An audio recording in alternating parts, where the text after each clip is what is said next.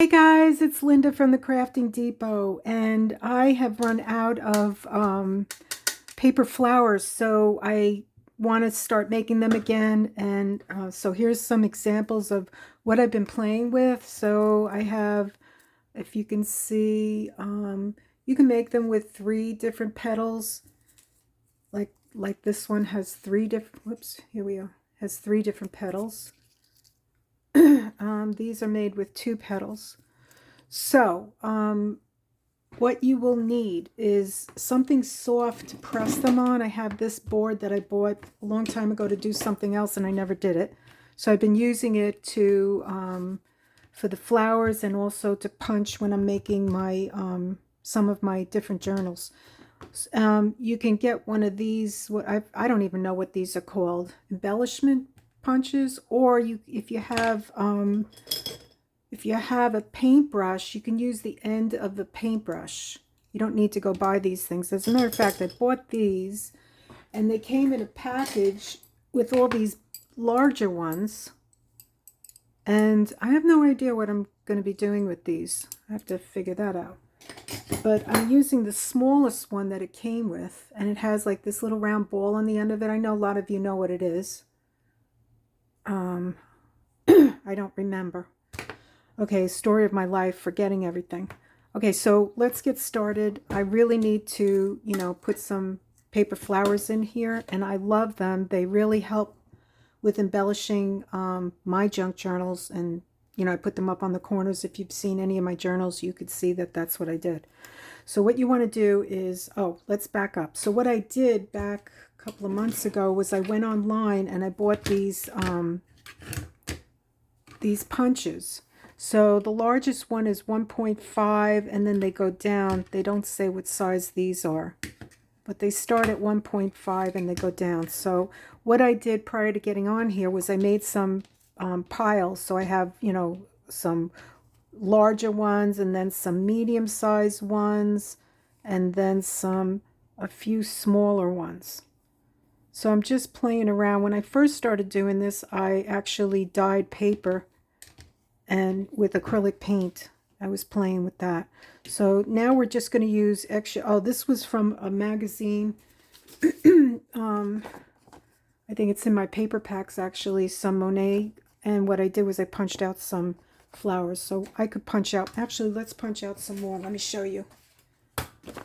It's fun. I don't know why I'm not feeling well. Hope I'm not getting sick. I really hope not. So let's go like punch out some larger ones. Move that right there.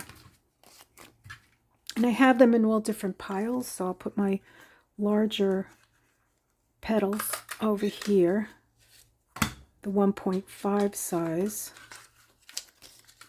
And then I have to start making some paper that I make with different paints. And I've been just having a lot of fun here, playing with paper, watercolor paints. I play with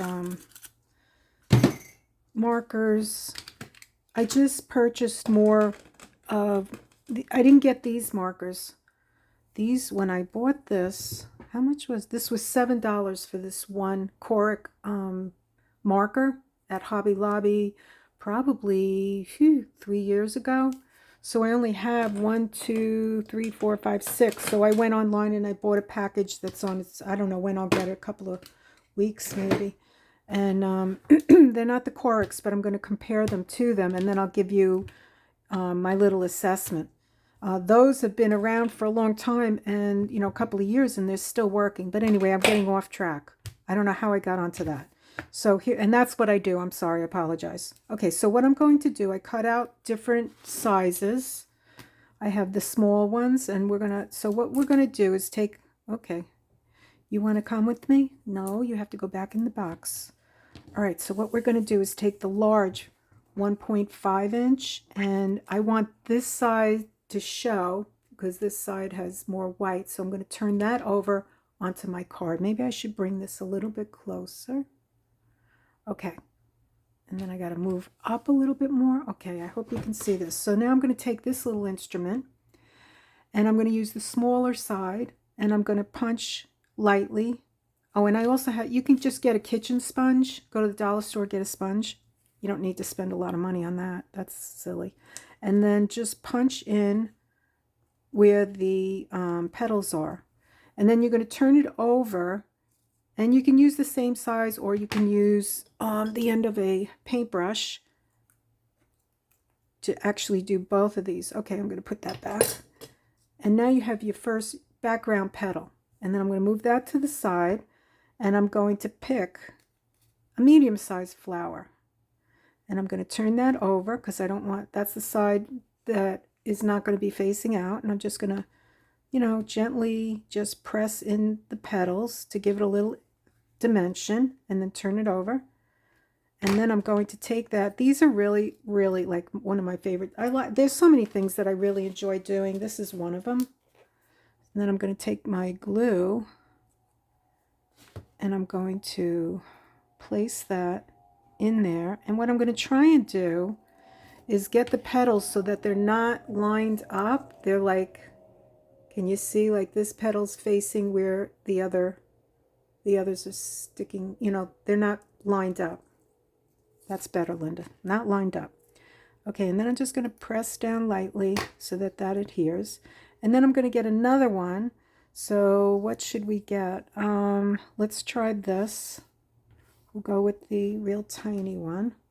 And I'll place it down here. Now I'm going to need to probably need a smaller little, but that seems to be working. And then press in like this. So we're making a 3-petal flower.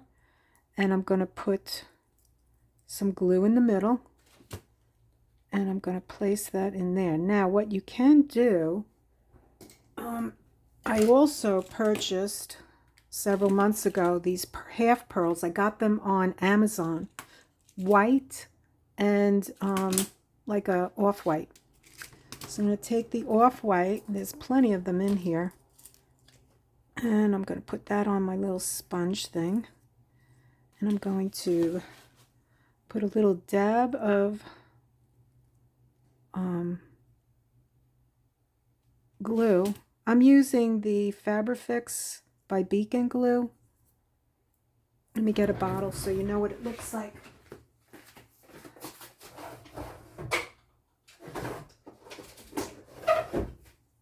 So when I went out to purchase more of the Beacon glue, I actually, the Fabri, I purchased the smaller 4-ounce bottle. Now, the bottle is kind of firm when you press on it. So I transferred it to a Sugar Bell bottle, and that's what I am using, in case you're curious. Okay, so let's continue on. I did the glue already. So I'm going to turn this over. I'm going to wet my finger, and I'm just going to press that down. And there you have it. How pretty is that? I mean, really, that looks super pretty when you're putting it on a page. So there's one. And now let's take one of these Monet papers and turn it over. Yeah, so everything's good over here.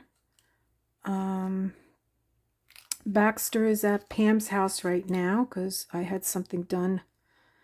I'll show you what I had done. I had this LASIK done to my hands, and I'm not supposed to go in the sun, and it takes off all the, that's why my hands look so bad. It takes all the sun damage off. So I'm not supposed to go in the sun, and Baxter is having the time of his life hanging out with Sonny. And they're having a blast. And that makes me so happy because he gets really bored with me. Now, what colors am I going to use? I think I'm going to do this. I'm going to get the medium-sized punch. This was the medium size. Remember, we had the large 1.5, and I had no idea what size the medium is. So I'm going to use one of the medium ones. I'm going to turn it over. And I'm just using a book page. Great way to utilize book pages. And then turn it over. Yeah, so and you know what? He never barks. He's always, the only time he barks is at me. If I took a nap and I'm sleeping during the time he's supposed to get his dinner, he comes in and he starts barking at me. And it's, like you can't sleep. There's no getting away from his dinner time or breakfast. And then he'll start crying if I don't put chicken or something in there. I'm sure he's not doing that to Pam. He's having a blast over there. He's probably eating Sonny's food. And she says he's barking. I'm like, what? He's barking? He's barking at Sonny, which is really funny. When he first met Sonny, he was so scared of him. Meanwhile, Sonny's only 5 pounds and doesn't understand why Baxter's afraid of him, and he's hiding in the closet because he's afraid that Sonny's more of a, he's a puppy, but he thinks Sonny's gonna hump him. Sorry for anyone who's offended, but that's the God's honest truth. He's so afraid that he's going to hump him. So he goes and hides in the bathroom. He hides in Pam's closet. He hides, anywhere he can. And Sonny gives me the dopey look like, what's wrong with him?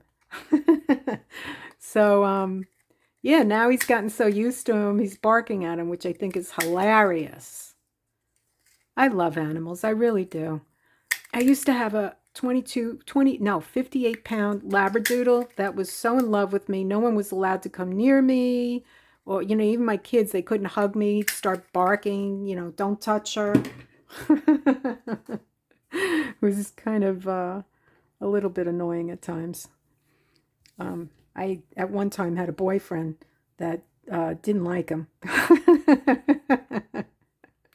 And that's because Max did not like him at all. As a matter of fact, one time, and I swear to you, I saw him give him a dirty look.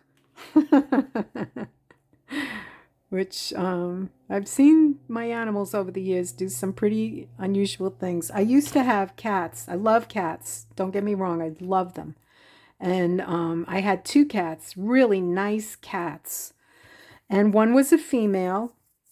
Her name was Ari. And I can remember coming home in the middle of the night, late one night, and, it's dark out and the lights are flashing. Oh, these are really going to be hard to get in there. I wonder if I'll be able to. I'll try.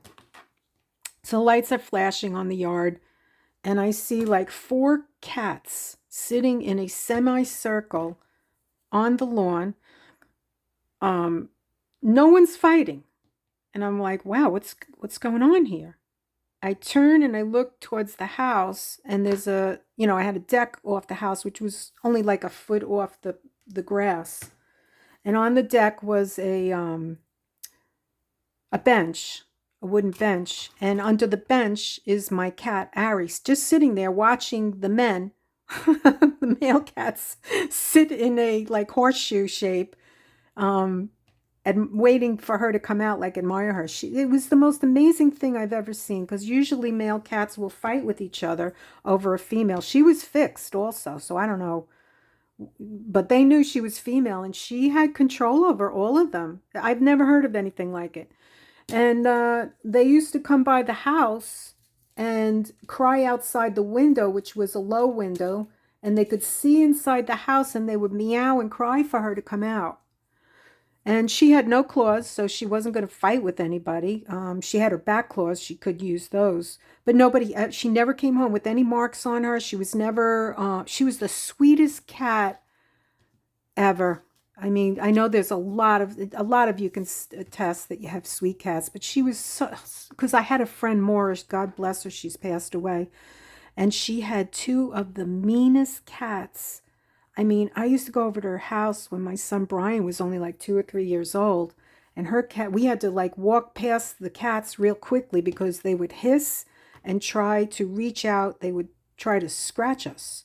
And both of them were like that. And I was like in shock because I'm an animal lover. I've never heard of anything like it, honestly.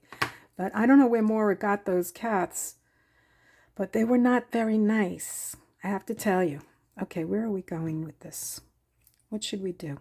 I have to think about this now. Should we do that? Yeah, let's try this. So, yeah. So, and then my daughter, when she was little, she used to tell my mom, Grandma, I want a cat. I want 2 cats. You know, and my mother was not, she was very good to animals. When we were kids, you know, my mother had 4 children. We all loved animals. And my mother, not so much. She would let us have them because my father also loved animals, but and she would take care of them, but it wasn't her thing. And I respect that. You know, she didn't grow up, you know, with animals.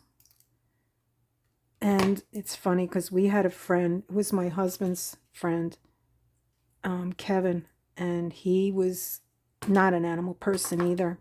And he would come over, and I had 2 Dalmatians at the time, and I would laugh so hard because Kevin would be so, like, you know, freaked out over the dogs.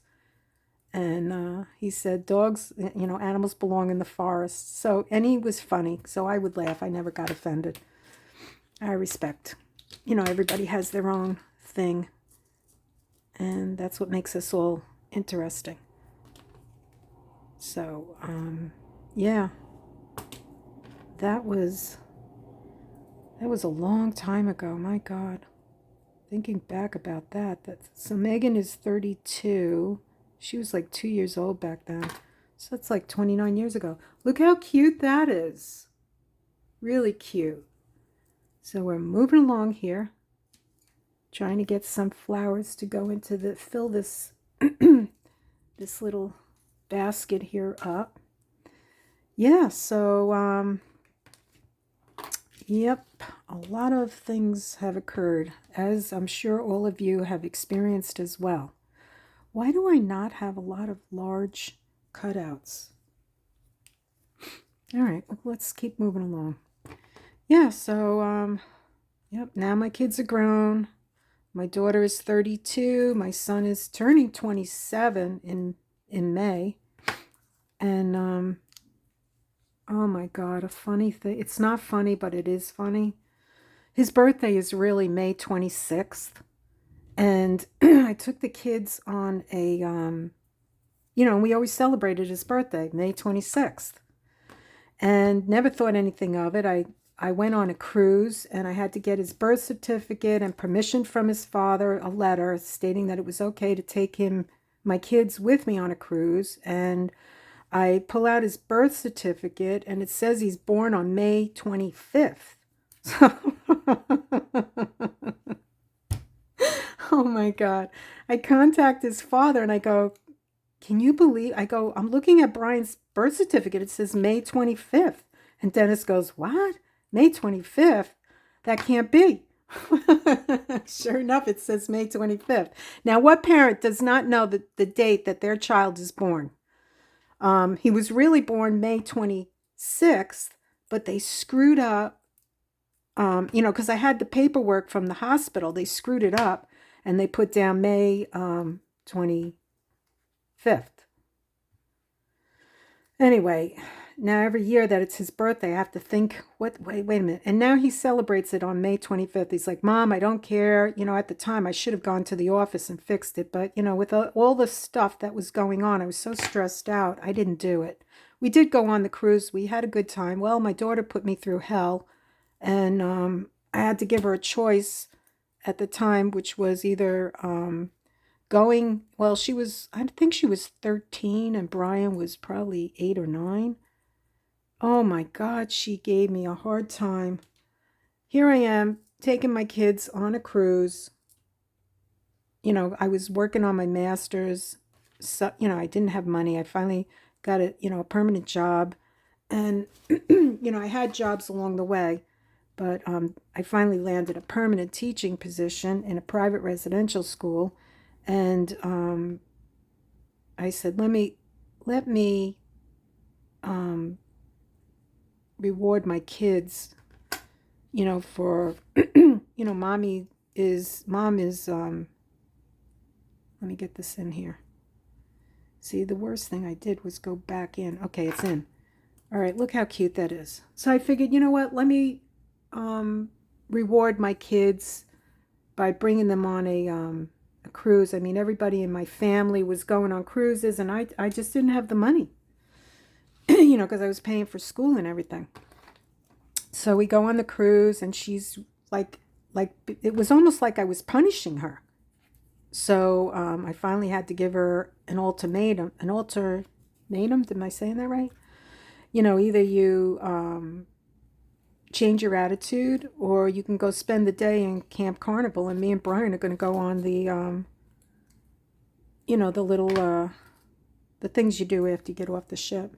Well, she turned herself around, and she did not want to go to Camp Carnival, and we wound up having a fantastic time the rest of the time, and that's all it took.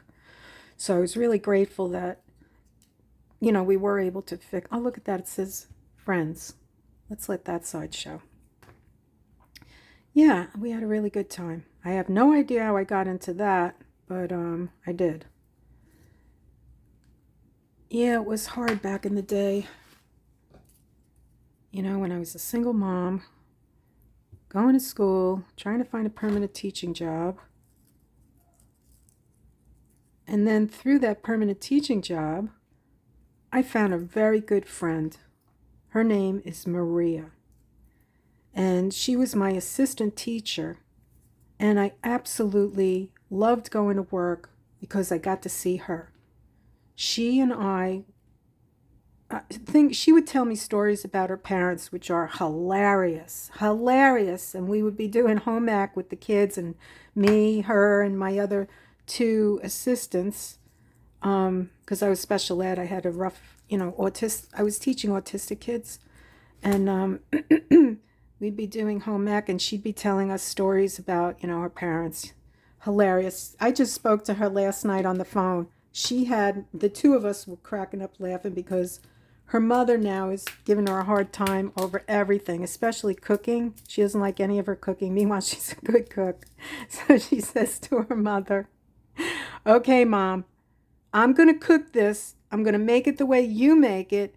But you're going to stand next to me at the stove, and you're going to tell me exactly what to do and how much to put in there." So she tells her to put salt in the, in the recipe that she's making, but don't use sodium. So she says to her mother, "Mom, sodium is salt." "No, it's not." So we're cracking up laughing. And, this is her mother's, 91, strong as an ox.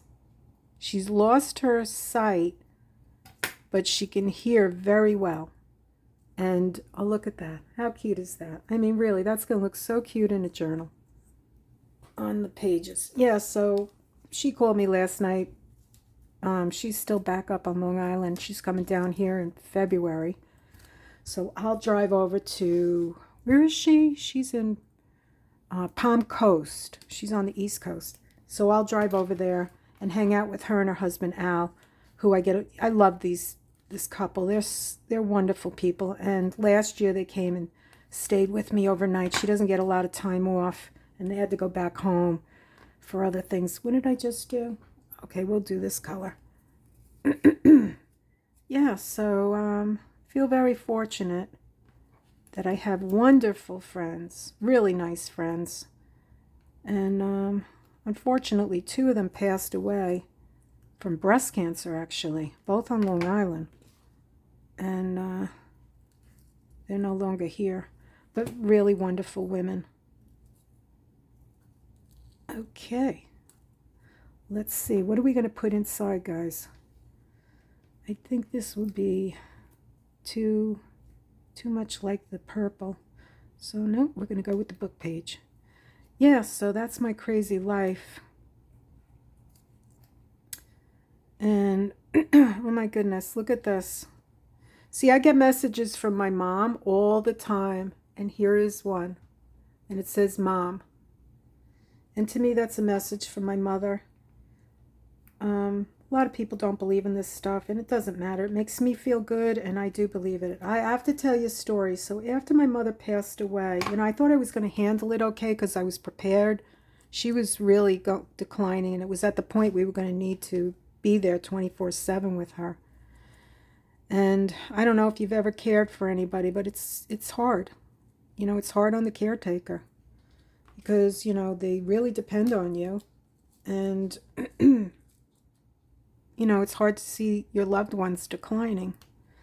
So she passes away, and I think I'm okay because, you know, I think I've been prepared for this, and I realize I'm not. I'm having like I'm having emotional sadness, and I'm on the phone with my friend Emily, and I'm walking around the block, and I'm talking to her, and I come home and I go, you know what? I can't stay here. I got to get out of here. I don't feel right. I'm going down to the beach. Oh my goodness, look at this one. Look how pretty that is. 3 petals. Very nice. Yeah, so I go to the beach. I take her with me on the phone, talking to her. Then Pam calls. I go, listen, Emily, I got to go. Pam's calling. So I hang up with her, talking to Pam. And then I say, listen, I'm okay. I'm going to go for a walk. You know, it's almost sunset. And, okay, that's the large. I need the medium. So I start walking down the beach, and I turn around to go back to my chair. The sun's setting. And all of a sudden, my phone starts to ring. So I look at my phone, and the app that comes up when your phone rings, it tells you who's calling, or, you know, nothing. So I don't see anyone. I don't see the phone thing that shows you where someone's calling, and I don't see, I can't find the phone app to find out how to connect to the call or hang it up. Nothing. So I have to turn off my phone. Now, most people don't believe this. They think that's, you know, hogwash. And that's okay. I respect that. But I have to back up. Before my mother passed away, I said, hey, Mom. And I said the same thing to my father, and he connected with me also. And I said, hey, Mom, I said, when you pass over, can you communicate with me? Because I wanted to make sure she was okay, which I knew she was. And she had this puzzled look on her face, like, okay. She's thinking, how am I going to communicate with Linda? Well, it used to bug her because I would go over and we'd always be watching the same, you know, HGTV or the pickers that get the, you know, the, look at that. Are you able to see? Am I in camera? I'm just babbling along here. Here I go. Babbling along, and I don't even have you in camera. Good grief. I am sorry. So I don't get any connection, you know, nothing. I turn the phone off, I turn it back on, and the last call was Pam. So I said to myself, I think that was my mother trying to communicate with me, because she knew when I would go over there, I got bored with the TV programs because I never watch TV. I'm always doing something. And it used to annoy her that I was on my, you know, looking at my phone. I mean, I was right there to, you know, to take care of any of her needs, but, you know, I couldn't stand, you know, when we weren't having a conversation, to just be watching her TV programs. So I truly believe it was my mother reaching out to me. Okay, let's go. So, yeah, those were my experiences. And it gives me comfort, so that's why I believe in all that stuff. And, you know, I respect anybody that thinks it's, you know, baloney. And that's okay. No problem. Okay, I'm in camera and I'm poking the opposite side and I'm turning it over. And I have strings of glue attaching. It's like a spider web. Okay, and then I'm going to poke in here. And I'm going to put a little dab of glue. Little dab of glue here. Yeah, so we're mass making paper flowers. And I'm not worried about the strings. They will disappear. But I'm going to get this little piece in here.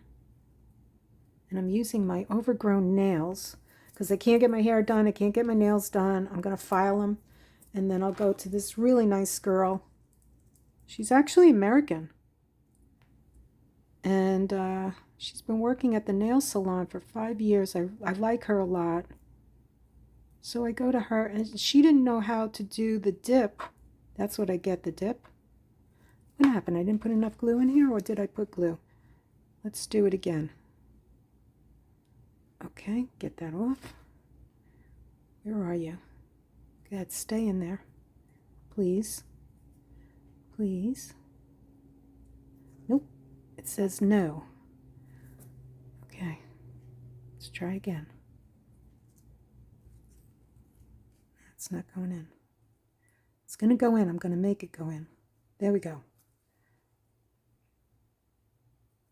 Okay. So we got another one. Yeah, so where was I saying? Yeah, so Katrina, that's her name. She's a young girl. She learned how to do the dip on me, and I absolutely love the way she does my nails. So right now, these are like 3 or 4 weeks old, and I'm going to file them down. And when I get back there, when I'm able to get out in the, in the sun protected, I will go to get my nails fixed. Yeah, so that's what's going on here. And I'll do one more, and then I won't bore you anymore with my silly stories.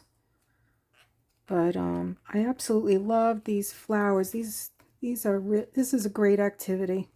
One of my favorites. Okay, we got that. Let's turn this over. So you want to make sure that the side that you don't want to show is the side that you're going to press. And here we go. Let's move this on. Yes, I miss my little guy Baxter.